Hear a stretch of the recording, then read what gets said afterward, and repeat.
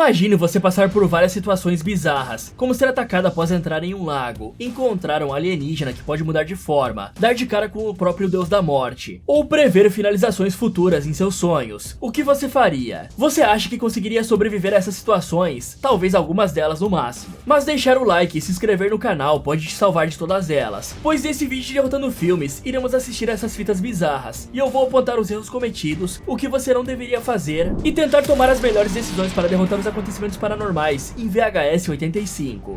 Fita 1. No Wake. Esses garotos estão prestes a viver um terror inimaginável. Um grupo de jovens vão acampar em um lago isolado para curtir um final de semana. O problema é que o local estava selado por uma placa dizendo para não ultrapassar, mas claro que esses gênios incompreendidos pela humanidade não leem os sinais. Chegando no local, o pessoal desempacota as malas e bebidas e começam a se arrumar para nadar. Porém, Rob decide sair sozinho gravando a mata como um belo esquisito e acaba encontrando uma placa antiga ordenando que ninguém nadasse naquele lago. E junto dela tinham outras, revelando que o nome do local era Lago Evik. Só que tudo fica ainda mais estranho quando Rob começa a gravar sua amiga Robin escondido, até que a garota acaba percebendo. Em seguida, o cara segue por um terreno lamacento e acaba encontrando um esquilo quase irreconhecível de tão mutilado que seu corpo estava. Porém, a diversão, se é que dá pra chamar assim, acaba quando Robin aparece perguntando o porquê dele estar filmando ela. Mas o cara desconversa, falando que estava gravando tudo. E aí ele conta que achou um esquilo morto, só que quando os dois vão olhar novamente, o animal tinha desaparecido. Depois desse fato estranho, a dupla volta até junto dos outros e começam a se planejar para fazer o wakeboard no lago. Porém, Jared e Anna, a irmã de Rob, decide deixar isso de lado por medo da água. E os dois estão prestes a descobrir que essa foi a melhor decisão que tomaram. Ou nem tanto, né? Bom, galera, eu acho que é bem óbvio que geralmente locais que tem uma placa escrito para não ultrapassar ou não nadar no local, sempre tem um motivo muito importante por trás. Provavelmente essa região deve estar cheia de animais selvagens, como crocodilo nas águas, cobras ou insetos venenosos. Cruzar essa linha sem estar devidamente preparado é um perigo gigantesco, ainda mais porque eles vão dormir em barracas, que podem ser facilmente rasgadas por feras famintas. Isso pode ser reforçado pelo esquilo que sumiu de repente, podendo ter sido puxado para a água por uma serpente ou algo sorrateiro o suficiente para fazer isso sem que os dois jovens percebessem. Mas é claro que mesmo com os avisos, o grupo entra na água, e a partir daí eu não me surpreenderia se algum deles perdesse uma perna para algum animal faminto. Além de que tem vários lugares dos Estados Unidos feitos especificamente para camping, já que é uma atividade muito mais comum por lá do que no Brasil. Já que aqui, se você der mole dormindo ao ar livre, é bem capaz de acordar sem as roupas do corpo. A primeira a tentar surfar foi Kelly, que conseguiu ir super bem. Mas na vez de Drew, o cara cedeu à pressão e não conseguiu andar nem 2 metros. Animado ao ver todos seus amigos se divertindo, Robin pede para tentar. Entretanto, ela não consegue entender como funcionava o equipamento. Então Rob desce para ajudá-la e finalmente consegue fazê-la surfar. Só que a garota falha algumas vezes. E enquanto tentavam explicar para Robin como o wakeboard funcionava, o grupo percebe que Jared e Anna sumiram da costa, mas eles nem se preocupam e continuam tentando fazer Robin conseguir se equilibrar. Depois de um tempo, finalmente dá certo e a garota consegue. Porém, do nada ela cai estática e seus amigos vão checar o que aconteceu, encontrando Robin finalizada com suco de morango para todos os lados. Nesse momento, todos ficam sem entender o que aconteceu, até que começam a ser alvejados por tiros, que finalizam Kevin e Kelly e deixam Drew extremamente ferido. Nosso cameraman perde um dos dedos, mas comparado aos seus colegas é uma vitória. E vendo que as coisas iriam piorar se não saíssem dali, Drew pede que Rob ligue o barco, e hesitante ele tenta, mas o atirador responde isso com outra chuva de balas. Percebendo que isso não iria dar certo, Rob dá uma olhada em volta e conclui que o melhor a se fazer era nadar até a outra costa, já que os tiros estavam vindo de trás do barco. Entretanto, antes que pudessem fazer qualquer coisa, os dois são baleados e finalizados, ou ao menos era o que pensávamos, já que depois de um certo tempo, todos começam a acordar completamente confusos e estranhamente calmos, tirando Kevin, que por alguma razão parece ter batido as botas de vez, e Kelly, que digamos que nunca mais vai conseguir mastigar, já que estava sem o maxilar. Bom, quase todos estavam calmos pelo menos. Sem entender o que estava acontecendo, o grupo volta para a costa e vemos que apesar dos ferimentos não estarem se curando, eles 4 ainda estavam vivos por alguma razão. Explorando o local, os jovens percebem que alguém tinha marcado um símbolo no trailer, o número 7 em algarismos romanos. E aí os garotos vão procurar por Jared e Anna e encontram ambos finalizados na barraca. Ao verem o corpo de sua irmã e amigos, Rob e os 3 ficam extremamente perturbados, tentando entender o que ambos eram agora, pois deveriam estar mortos por conta dos seus ferimentos. Porém, Robin conta que nunca se sentiu tão viva. E aí Drew bola a teoria de que estavam vivos pois entraram no lago, que tinha uma placa dizendo para não nadar. Então Robin pergunta se quando ele filmou as redondezas, Robin não filmou a placa do caminhão do cara que fez isso tudo, pois se tivesse feito isso, o Quarteto Mortástico poderia achá-lo e jogá-lo no lago, fazendo com o sujeito o mesmo que ele fez com todos. Ok, definitivamente tem algo especial nesse lago. Minha teoria é que ele era alvo de descarte de resíduos tóxicos, que devem ter causado uma mutação severa no DNA dos sobreviventes, criando assim esses zumbis conscientes. E explicaria o porquê não tinham animais como peixes nesse lago, ou qualquer outra forma de vida em volta, já que todos teriam ido de base devido à radiação do local. E essa teoria também justificaria aquela placa pedindo que os outros não entrassem na água. Quanto ao tiroteio, apesar de parecer completamente impossível escapar dali com vida, ainda tem algumas coisas que os jovens poderiam ter feito. A primeira é voltar à praia para checar o sumiço repentino dos amigos, já que não é normal a galera sumir assim do nada. Mas já que ninguém teve essa ideia, assim que o tiroteio começou, ao invés de deitar no assoalho do barco, tornando mais fácil para o atirador saber onde disparar para acertar os jovens, era melhor ter se jogado na água imediatamente, e usar o barco de escudo até conseguir pegar fôlego e mergulhar para nadar até a encosta. E o grupo poderia ter feito isso quando o assassino parasse de atirar para carregar, já que um rifle possui em média de 5 a 10 munições. Claro que alguns modelos como o Barrett M82 conseguem carregar até 20, mas essa é uma arma de difícil acesso para os civis, e geralmente é utilizada pela polícia e exército em operações especiais. Então, no momento em que os tiros parassem, era perfeito para tentar o salto de fé na água. Esse plano não garante uma sobrevivência certa, mas definitivamente é melhor do que deitar no chão do barco e esperar a morte. E levando em consideração que o assassino estava possivelmente no chão, era impossível ele saber onde exatamente o grupo estava apenas pelas ondulações da água. E desde que eles colocassem a cabeça para fora apenas se precisassem respirar, os jovens estariam protegidos devido à densidade da água, que conseguiria impedir que os tiros lhe acertassem, já que tem vários experimentos mostrando que a maioria das armas não tem força suficiente para fazer o disparo ir muito longe embaixo d'água, a não ser que seja um calibre muito elevado e muito de perto. Fora que é impossível para o atirador saber aonde atirar quando eles saírem da água. E após sair do lago, o pessoal deveria se enfiar no meio da mata e procurar um local com bastante árvores para se esconder e evitar tomar um tiro fatal. Fita 2. Ambrosia. Um tempo se passa e vamos para Ruth, que estava finalizando sua festa de aniversário, com todos os seus familiares que vieram parabenizá-la, incluindo o esquisitão do seu primo James, que fica encantado com a câmera da garota e pede para filmar um pouco e experimentar um objeto. Nesse momento, a mãe da garota pede que ela vá buscar umas coisas para ajudar na festa, e no caminho ela é abordada por seu priminho, que atira nela com uma pistola d'água. Assustada, ela pergunta onde o menino conseguiu aquilo, e ele conta que pegou da mulher no trailer. É aí que Ruth estranha, já que nunca tinha ouvido falar dessa tal mulher no bairro, e ela vê um trailer sumindo no horizonte. Ignorando esse fato estranho, essa família espera o anoitecer, e a mãe de Ruth vai até a frente de todos dizendo que é uma honra fazer esse ritual com a sua filha, e que o pai dela estaria orgulhoso se ele estivesse vivo. Então, depois desses agradecimentos, Ruth vai até a frente e diz que todos conquistaram seu set de maneiras diferentes, e vemos que todos têm o número 7 em algarismos romanos tatuados nos braços, curiosamente o mesmo número que estava na van de Robbie e seus amigos. E ela continua falando que algumas pessoas celebravam conquistas ou aniversários, mas sua família era diferente, pois adquiriram seu set tirando outras 7 vidas, e isso trazia orgulho, força e honra para todos. E diferente de todos os anos, ao invés de mostrar fotos ou slides das mortes, ela trouxe um vídeo, onde seguia um grupo de 7 jovens que viu no posto de gasolina até um lago no meio do nada. E vemos Ruth se gravando finalizando Monica e Jared, que quebraram a maior regra de um filme de terror, que é nunca relaxar. Depois de finalizá-los, ela coloca a câmera perto do lago e se prepara para atirar nos outros, até que todos ouvem batidas na porta e alguém grita que eram da polícia e que a casa estava cercada. Ao ver que isso era verdade, a família tira um monte de armas do sofá e a mãe de Ruth fala que era só uma questão de tempo até isso acontecer, e tudo que ela precisava fazer era lutar e não deixar que os policiais a levassem presa. E no caso de uma derrota, Ruth deveria se finalizar para não ser presa e desonrar a família. Ok, agora sabemos o que aconteceu com aquela galera, mas o estranho aqui é que aparentemente Ruth finalizou Anna e Jared usando sua arma, que é um rifle de caça. E o som dessa coisa atirando pode percorrer uma distância de 2 a 3 quilômetros, e os outros estavam num lago a no máximo 200 metros de distância da barraca. Portanto, não faz tanto sentido que eles não tenham escutado os disparos antes. E faz menos sentido ainda que nenhum deles tenha notado essa doida seguindo o trailer pela estrada. Porém, de todas as perguntas que isso tudo gera, creio que a mais importante é como nenhuma entidade governamental ligou todos esses homicídios a essa família, já que aparentemente todos ali têm um modus operandi, e 7 pessoas não são finalizadas ou desaparecem do nada. E em muitos desses rituais, os membros da família serviram como testemunhas para a polícia. E eu fico imaginando se ninguém nunca reparou que em todas as listas de pessoas presentes no local dos assassinatos, tinha um sobrenome que estava em literalmente todas, se repetindo algumas vezes. E eu não entendo qual é a finalidade dessa tradição. A caça de animais é permitida nos Estados Unidos em certas temporadas do ano, então seria muito mais fácil e menos criminoso apenas levar sua família para fazer esse rito de passagem caçando animais. Não que eu ache isso legal, mas pelo menos não tá matando a família de alguém, né? Logo, todos começam a trocar tiros com os policiais, iniciando uma verdadeira guerra. Mas não demora muito até os oficiais invadirem a casa e finalizarem vários deles. Sem tempo a perder, Ruth corre até seu quarto, onde pega algumas armas e tenta convencer James a lutar. Só que ao ver a mãe dele indo de base base, o cara se recusa pois não queria morrer. Em retaliação, sua própria prima o finaliza. Em seguida, os policiais entram no quarto e Ruth atira neles, mas leva uma chuva de balas e bate as botas. Ou ao menos era o que pensávamos, já que quando a legista chega, Ruth revive e finaliza a mulher. E na tentativa de não desonrar sua família, a garota se finaliza, mas ela não morre e é capturada. Voltando um pouco no tempo, vemos Robin enchendo a pistola com água do lago e entendemos que ela provavelmente entregou a arma para a criança, pedindo que ela jogasse aquilo em Ruth, como forma de vingança por tudo que a garota fez seus amigos sofrerem. E depois ela ligou para a polícia denunciando o local onde a assassina morava, para que ela fosse finalizada e também ficasse imortal. E provavelmente Ruth vai passar por experimentos por toda a sua vida, sem nem entender o que estava acontecendo, tendo assim um destino pior que a morte. Bom galera, não tinha muito o que fazer nessa situação, já que a família estava completamente cercada pela polícia. E tentar trocar tiros com os policiais era apenas um jeito de ser finalizado, sem desonrar esse código de honra esquisito deles. Afinal, mesmo se o pessoal conseguisse finalizar todos os guardas, logo chegariam reforços muito mais armados e preparados, que mandariam todos ali para a vala. Portanto, era apenas questão de tempo, até porque esse ritual não é nada saudável, não é mesmo? Agora falando do plano de Robin, ele com certeza foi muito bom, mas também foi muito mal planejado, já que se essa criança só despejasse a água nela mesma, ou atirasse em qualquer outra pessoa, o plano não iria funcionar. Então aqui eles contaram com a mais pura sorte. Fita 3, God of Death. Depois de ver essa estranha vingança, vamos para a próxima história, que era um vídeo guardado pelo governo do México, com filmagens datadas de setembro de 1985, onde conhecemos a âncora Lúcia, uma apresentadora de um jornal extremamente desorganizado, e olha que eu estou sendo gentil. E também vemos a sua jornalista de campo, Gabriela, uma nova repórter que estava estreando no programa, e estava indo apresentar um dos prédios com a maior estrutura e movimento comercial do país. E aí a imagem corta de volta para o estúdio, e vemos que um terremoto estava começando. Isso deixa todos preocupados, mas Lúcia se recusa a sair da frente das câmeras, dizendo que tudo ficaria bem, já que poucos segundos depois, o prédio começa a desmoronar, assim como minha alegria desmorona ao ver que você não deixou o like no vídeo. Deixem o like para fortalecer o canal, galera. Com a queda dos destroços, várias pessoas são finalizadas, porém por sorte, Luiz, o cameraman, acaba sobrevivendo, e em pouco tempo uma equipe de resgate aparece para tentar salvá-lo. Juntos, os quatro tiram o cara debaixo dos escombros, só que Lúcia e os outros foram de arrasta pra cima, e não demora muito para que a estrutura do prédio comece a ceder, e vendo que tinha pouco tempo, o grupo decide ir embora o mais rápido possível, jurando a Luiz que o deixariam em segurança. Ok, um terremoto forte o suficiente para destruir estruturas gera diversas situações de difícil sobrevivência, já que se o edifício em que você está desmoronar, é bem provável que você vá ver-se no céu tempão mais cedo, e caso você esteja na rua, aí é ainda mais difícil de sobreviver, já que a queda de destroços e pedaços de vidros provenientes dos prédios caindo ao seu redor podem causar ferimentos graves e até fatais em seu corpo, mas isso não quer dizer que seja impossível derrotar essa calamidade. Levando em consideração que você está dentro do prédio, a primeira coisa a se fazer é descer o máximo possível os andares, para ir até o térreo, já que se ocorrer a queda do edifício, quem estiver lá em cima dificilmente conseguiria sobreviver à queda e aos destroços que cobririam seu corpo. Em seguida, puxe uma mesa ou um balcão para perto de alguma parede que esteja na área interna do prédio, e fique lá embaixo para não ser atingido por nada enquanto o tremor estiver acontecendo. Assim que os tremores cessarem completamente, cubra a face com um pano úmido para evitar a inalação de poeira, fumaça ou gases tóxicos, e corra imediatamente até a saída. Porém, caso você estiver em um andar alto, evite elevadores, já que em casos de terremotos, os elevadores podem ter suas peças danificadas, deixando você preso lá dentro, ou até mesmo caindo diretamente para sua morte. Quando chegar nas ruas, evite ficar perto dos prédios altos, e procure um abrigo, que geralmente tem protocolos de proteção em caso de desastres naturais. Se você fez tudo certo e teve um pouco de sorte, estará seguro até o resgate aparecer. Com pouco tempo, eles descem pelos andares correndo, e Luiz decide levar a câmera para gravar os atos heróicos do grupo. E com isso, podemos ver que tudo estava desmoronando rapidamente. Sem tempo a perder, o pessoal passa correndo por fios elétricos que caíram do teto. Porém, ao ver que a maioria das portas estavam emperradas e com cada vez mais destroços caindo, eles não têm escolha além de descer cada vez mais andares, até que ficam presos em um cômodo onde a porta estava travada. O problema é que acontece outro tremor, derrubando mais um monte de destroços dos sobreviventes. E Javier, o líder do grupo de resgate, acaba sendo perfurado por alguns vergalhões. Vendo que iria ser finalizado de forma extremamente lenta e dolorosa, ele implora para que o finalizem, e contra sua vontade, Carl lhe dá um golpe com o pé de cabra, acabando com a dor dele rapidamente. Logo, outros tremores acontecem, e com medo de serem os próximos a virar presunto, os sobreviventes restantes se enfiam em um duto de ventilação, onde Carla desaba de chorar, traumatizada com o que aconteceu. Mas sem outra escolha, eles seguem caminho até o fim do duto. Só que assim que entram em outro cômodo, todos ficam assustados ao ouvir gritos e vozes vindo dos arredores, e percebem uma espécie de gruta ali perto. Então eles se enfiam lá na esperança de encontrar uma saída. Só que quando mais fundo vão, mais estranhas as coisas ficam, com uma fumaça densa correndo pelo chão, chão e diversos desenhos nas paredes, junto com uma estátua asteca no centro da gruta. Mais à frente, o pessoal encontra várias paredes cheias de ossos, e Eri começa a encarar freneticamente um dos desenhos. Nessa hora, Luiz reconhece aquela entidade como Mictlan, porém antes que ele pudesse explicar aos seus amigos o que era isso, Eri é possuído por algo que começa a saudar o rei do submundo, e com um pé de cabra em mãos, Eri se abre todo, digamos assim. E depois dessa loucura, o maluco finaliza Miguel, e de trás dele surge uma entidade extremamente bizarra que arranca o coração do homem e o devora. Com medo, Carla foge até a gruta para escapar, mas vemos que a passagem estava fechando, e antes que Luiz conseguisse ir embora, a entidade o ataca, mas não finaliza o cameraman, que levanta completamente confuso devido ao ferimento em sua cabeça, até que Carlo finaliza com um pé de cabra e arranca o coração de Luiz, tirando as roupas e oferecendo o órgão de sacrifício para o seu deus, que desperta causando terremotos gigantescos. Bom, como é que essas cavernas estavam há tanto tempo escondidas dentro desse edifício e nunca foram descobertas por alguém? Isso é no mínimo um mistério, mas levando em consideração que isso pudesse realmente acontecer, provavelmente os tremores abririam alguma rachadura na parede, permitindo que as pessoas transitem por ali. Quanto às coisas estranhas que foram achadas ali dentro, galera, é importante explicar que pertencem à mitologia azteca, um povo que viveu há muitos anos atrás na região do México. A parede de ossos é parte do Tizonpatli, que seriam móveis ou estruturas feitas na época pelos aztecas, usando os ossos de seus prisioneiros de guerra ou vítimas de seus sacrifícios para os deuses. Já Mictlan é uma palavra azteca que significa submundo ou inferno, e é o nome dado ao último nível do inferno, que era para onde iam as pessoas executadas em alguns de seus sacrifícios, aqueles que morriam de velhice ou doenças. O deus desse submundo era chamado de Mictlantecutli, o governante de Mictlan. Os aztecas acreditavam que todas as almas se veriam face a face com ele algum dia, pois somente aqueles que sofressem uma morte violenta, ou uma morte no parto, ou pessoas mortas por tempestades ou enchentes, evitariam o submundo na vida após a morte. Além disso, a adoração de Mictlantecutli às vezes envolvia canibalismo ritual, com carne humana sendo consumida dentro e ao redor do templo, o que explica as bizarrices que vimos ali. E por falar em bizarrices, Carla provavelmente era uma das adoradoras do deus da morte, que deve ter atraído seus amigos do grupo de segurança para o prédio na intenção de finalizá-los e oferecer suas carnes como sacrifício para o seu deus. E os tremores nada mais eram do que o despertar dessa criatura. E não, você não sobreviveria a ela. Fita 4, Tecnogor. Com o fim desse evento catastrófico, vamos para o próximo conto, onde conhecemos Eida, que depois de dar muitos tiros em zumbis, decidiu começar a fazer apresentações com um tom muito esquisito. Ela começa falando que independente do deus que as pessoas creem, todos eles estão mortos, e com o avanço do mundo, as pessoas criaram um novo deus vivo, um deus da tecnologia. Então Eida coloca um vídeo para rodar, mostrando um cara que criou uma luva que possibilita as pessoas de existirem em duas dimensões, a digital e a física, fazendo com que você possa tocar e sentir as coisas digitais como se elas fossem reais. E junto disso também vinha um óculos, que você poderia usar para ver essa tal realidade. E a intenção do projeto era fazer com que as pessoas conseguissem transportar seu sistema sensorial para essa outra realidade. E esse seria o futuro, pessoas usando óculos e capacetes, junto com roupas que os levariam para esse mundo computadorizado. E depois da vinda da tecnologia, as pessoas mataram os deuses que os humanos adoravam há milênios. Com isso, Eida coloca uma roupa de tecnologia para entrar no mundo dos computadores, e diz que talvez poderiam usar essa coisa para entrar em contato com esse novo deus, que deveria ser jovem, já que ele foi criado pela humanidade há pouco tempo, portanto poderia se parecer com uma criança. Mas como para se conversar com os deuses exige-se uma invocação, a mulher faz um encantamento que mais parece um ASMR de M2 do Zap. E depois de passar essa vergonha e torturar quem está assistindo, Eida pergunta por que o deus da tecnologia não aparece quando ela o chama. E provavelmente é porque qualquer entidade inteligente não ia querer se aproximar de alguém fazendo esses sons, moça. E aí ela diz que essa entidade é um mito da nova geração, pois se a humanidade o criou e lhe deu um lar, esse deus deveria respondê-los. Com essas provocações, a tela começa a dar glitches, e vemos algo aparecendo brevemente para nós. Ao perceber que conseguiu contato, Eida coloca seu capacete para averiguar o que estava acontecendo. Só que ao perceber que tinha algo errado, já era tarde, pois a entidade prende o capacete na cabeça da moça, e para responder às provocações, ele começa a torturá-la, lhe causando ferimentos inimagináveis, que eu nem posso descrever ou mostrar aqui, e desconectando vários de seus membros. Quando tudo finalmente acaba, o cameraman se aproxima para tirar o capacete de Eida, e vemos que seu cérebro estava permanentemente ligado ao mundo digital, fazendo todos aplaudirem por acharem que era apenas parte do show. Ok, de todas as situações que presenciamos até agora, essa é a que tem maior chance de sobrevivência. Isso porque ela seria facilmente resolvida se um desses idiotas se levantassem e fosse até Eida para ajudá-la a tirar aquela roupa, mas ninguém parece ligar muito para o sofrimento dela, ou acham que tudo aquilo faz parte do espetáculo, fora que teoricamente essa entidade só deveria ter o poder no mundo digital, e como o capacete transfere sinais neurosensoriais para o corpo, no máximo Eida sentiria a dor dos ataques, mas não faz sentido que eles afetem o mundo real, já que aqui o deus da tecnologia não deveria ter poder algum.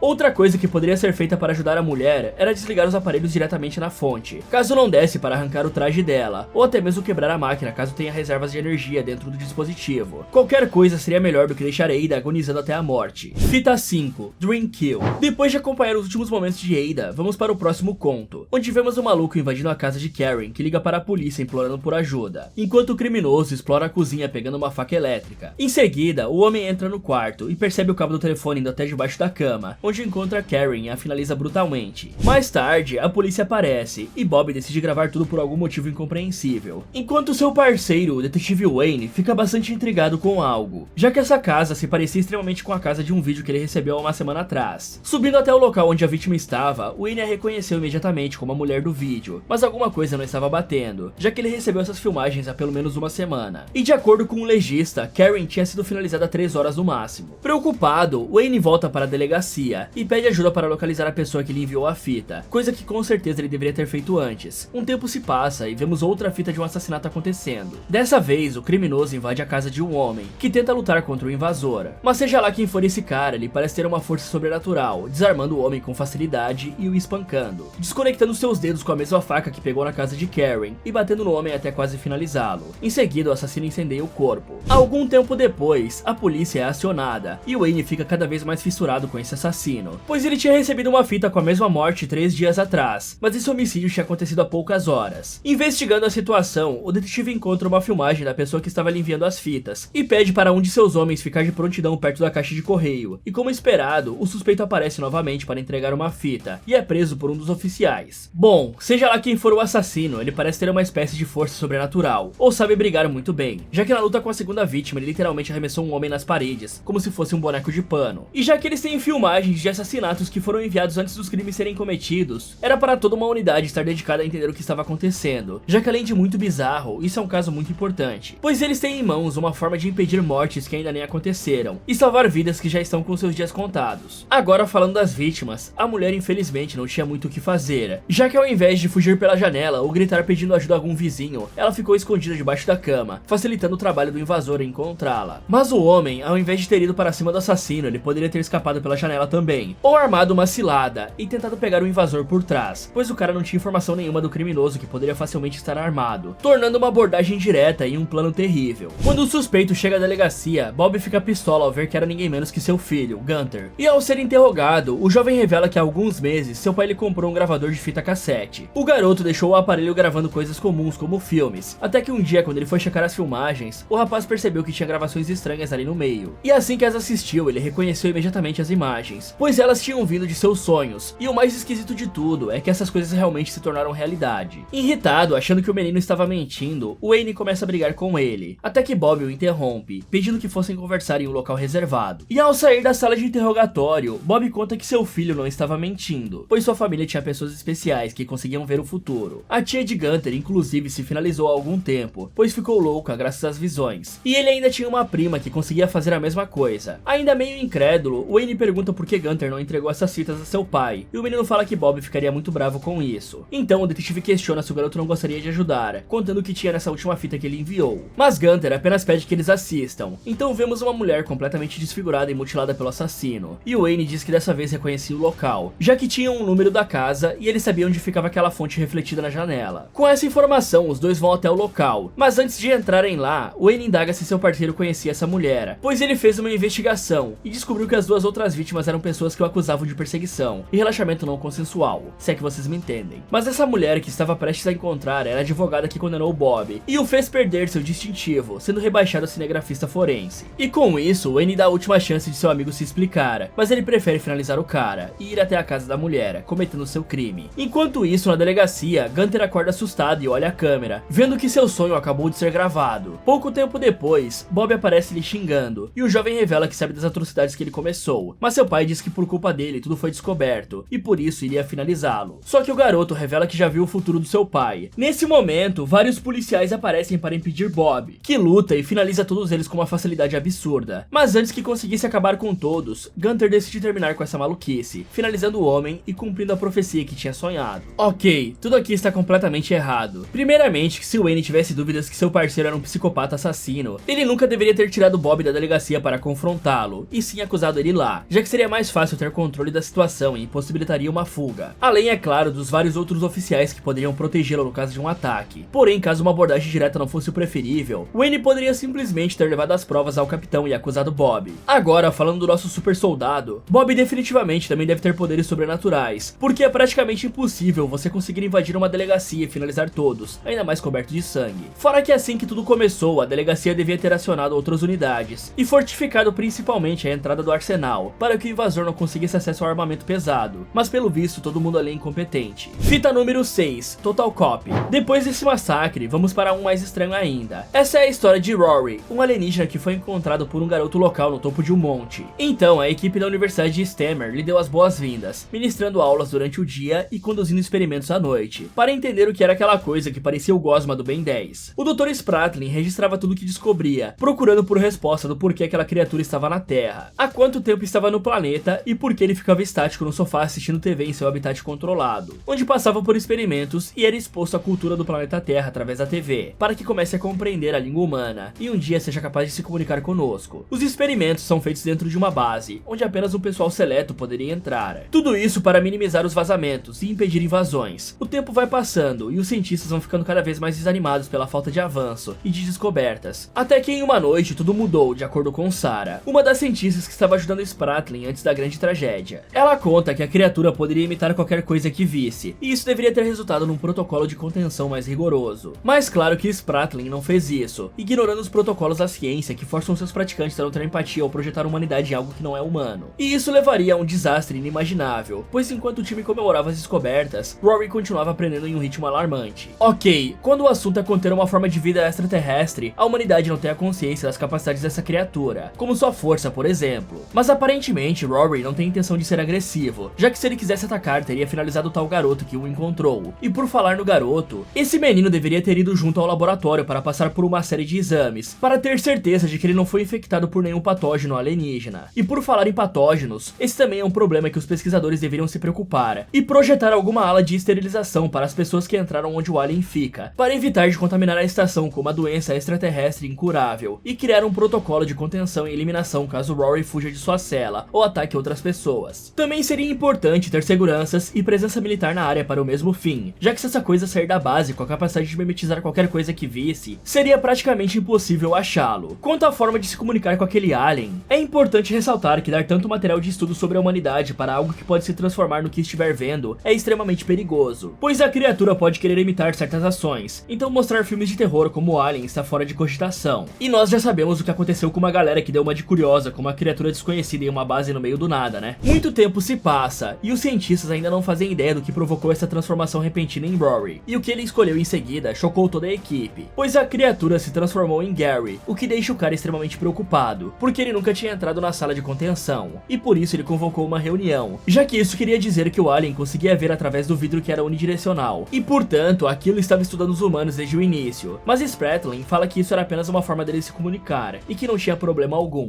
Até que com o passar do tempo, a criatura foi ficando cada vez mais familiar, e olhando diretamente para o pessoal atrás do vidro, o que deixa Spratling cada vez mais fissurado por Rory. Vamos então para Sarah, que conta sobre a prática da ciência ser solitária, e que toda essa solitude deve ter afetado a mente de Spratling, que deixou algo entrar, fazendo o homem perder o seu rigor e controle de si mesmo. Porém, ele ainda assim não merecia o que aconteceu, mesmo que ele próprio tenha causado isso. O maior problema foram as várias pessoas que o Dr. levou consigo. Um dia, Rory simplesmente parou de se mexer e começou a ficar ofegante. Preocupado com a integridade de sua pesquisa, Spratling tenta convencer os outros de que Rory estava doente, por algo que pegou enquanto entravam na câmara. Porém, Sarah diz que aquela criatura era inteligente e poderia estar manipulando Spratling, mas o cara queria forçá-la a entrar lá e checar. Ao ouvir isso, ela se demite do projeto e vai embora, tentando convencer os outros a fazer o mesmo, mas infelizmente ninguém lhe seguiu, deixando todos os outros à mercê de um destino terrível. Um tempo se passa e Spratling convence Gary a entrar na câmera para aplicar adrenalina em Rory, mas quando a líder do projeto aparece, ela fica extremamente preocupada por não saber como a criatura reagiria a isso. Mas quando se dão conta de que essa ideia era péssima, já era tarde, pois a criatura ataca Gary segurando seu braço. Temendo pela vida do amigo, todos correm para socorrê-lo, abrindo a porta e puxando o cientista para fora. Mas como era de se esperar, Rory não queria soltar, e estava agarrando tão forte a perna do homem que tinha dilacerado um pouco a coxa dele. E vendo que não tinham como lutar com o alien, Spratling impede que o soltem, deixando ele ser devorado vivo por Rory. Desesperado para fugir, Spratling acaba escorregando no sangue do amigo, e o cameraman tenta ajudar a mulher que ainda estava em choque com a cena. Mas antes que conseguisse fazer isso, a criatura finaliza a mulher. Então o cara corre até junto de Spratling que estava tentando de todas as formas abrir a porta para sair, mas graças ao sangue de Gary, o sensor não reconhece as digitais do homem, deixando todos presos com Rory, que em pouco tempo consegue chegar nos dois e os finaliza de forma brutal, arrastando seus corpos até a sala de contenção, onde ele ficou brincando com eles como se fossem marionetes, encerrando assim nossas histórias. Bom, é isso que acontece quando não se tem um protocolo de contenção e eliminação. E caso não quisessem matar a fera, era bom ter colocado algumas saídas de ar que pudessem jogar tranquilizantes no ar para deixar a criatura inconsciente, em casos como os de Gary, ou até mesmo um botão que incinerasse a sala inteira, impedindo que o alien fugisse. Se bem que analisando as ações de Spratling, podemos concluir que ele foi extremamente estúpido, pois era melhor sacrificar Gary do que abrir a porta liberando essa coisa para a instalação de pesquisa. E como se não bastasse, eles ainda abriram a porta para a região onde habitava uma forma de vida alienígena sem trajes de proteção, porque pegar uma doença alienígena com certeza é uma preocupação inútil, né? Mas como esses pesquisadores não pensaram em nenhuma forma de conter a criatura se ela escapasse, a partir do momento que Rory abriu a porta, já não tinha muito que pudesse ser feito, pois a porta aparentemente abria para poucas pessoas, e o cameraman não podia ajudar Spratling a sair dali, restando apenas a morte para todos que estavam na estação. Fala galera, esse foi como derrotar e ao mesmo tempo um porquê não sobreviveria a VHS-85. Você acha que conseguiria sobreviver? Me contem nos comentários. E se você fosse contratado para ser segurança de uma pizzaria onde os animatrônicos estão vivos e loucos para te finalizar, o que você faria? Quer descobrir o que esse cara vai fazer para tentar sobreviver a 5 noites nesse lugar amaldiçoado? Então clique aqui nesse vídeo, ou aproveite para ver outras sugestões do Derrotando Filmes. Muito obrigado por assistir, e lembre-se de tomar cuidado com o que você assiste, pois certas imagens vão te traumatizar para a vida inteira.